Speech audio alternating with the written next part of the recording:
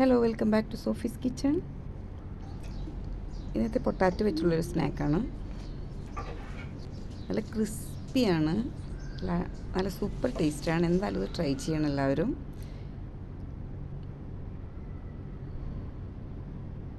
ഇതിനായിട്ട് ഒരു potato peel ചെയ്തിട്ട് ചെറിയ കഷ്ണങ്ങളായി വേവിക്കാനിടുന്നുണ്ട്. ഒരു സവാള എടുക്കുന്നുണ്ട്, 2 ഗാർലിക് ഉണ്ട്, 2 പച്ചമുളകുണ്ട്.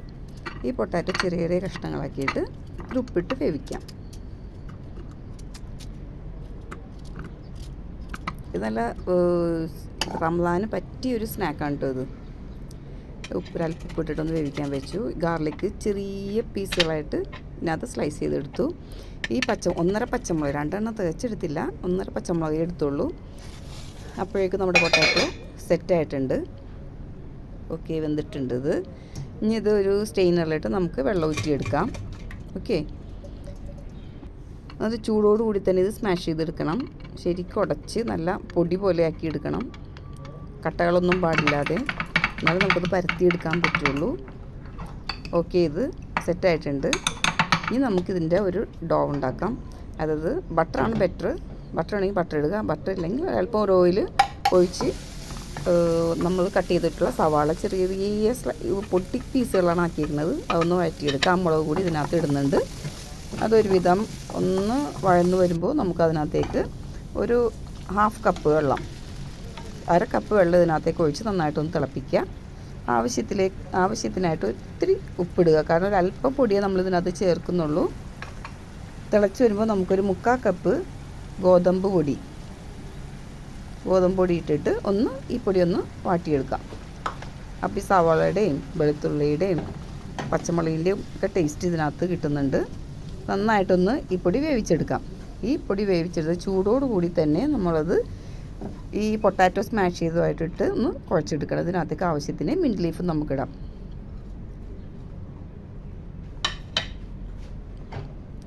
നന്നായിട്ട് ഈ 2 ചേരുവകളും കൂടി നന്നായിട്ടൊന്ന് കുഴച്ചെടുക്കാം.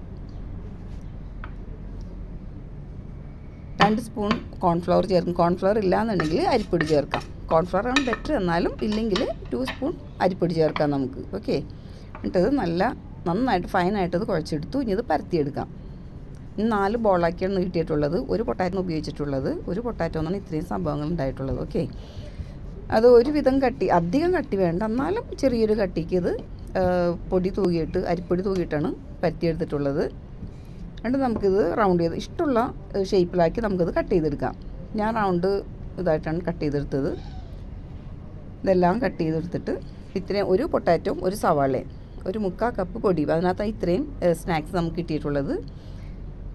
മിൻറ്റ് ലീഫ് വേണമെന്നുണ്ടെങ്കിൽ അധികം ചേർക്കാം, ഞാനൊരു പരിധിയെ ചേർത്തിട്ടുള്ളൂ. അതുപോലെ പച്ചമുളകും അതെ, വേണമെന്നുണ്ടെങ്കിൽ അധികം ചേർക്കാം. ഞാൻ അധികം ചേർത്തില്ല, 1.5 പച്ചമുളകാണ് ഞാൻ ചേർത്തത്. ഇനി നമുക്ക് സൺഫ്ലവർ ഓയിൽ നന്നായിട്ട് ചൂടായ ശേഷം ഇതെല്ലാം ഇട്ട് പൊരിച്ചു പോരാം. ആ പൊരിക്കാൻ ഇടുമ്പോൾ തന്നെ ആകെ ഇങ്ങനെ ഒരു സോഫ്റ്റ് ടൈപ്പായിട്ടേ വരുള്ളൂ. കുറച്ച് കഴിയുമ്പോൾ അത് ഇത്തിരി ക്രിസ്പി ആകും. അതുവരെ ലോ ഫ്ലെയിമിൽ വേണിട്ട്, ലോ ടു മീഡിയം ഇട്ടിട്ട് വേണം ഫ്രൈ ചെയ്തെടുക്കാനായിട്ട്.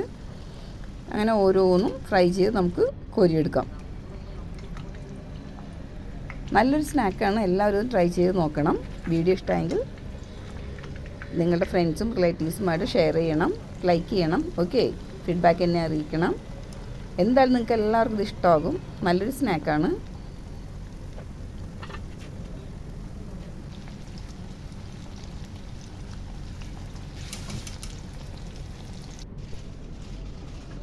എന്തായാലും എല്ലാവരും ട്രൈ ചെയ്യണം. Okay, thank you for watching.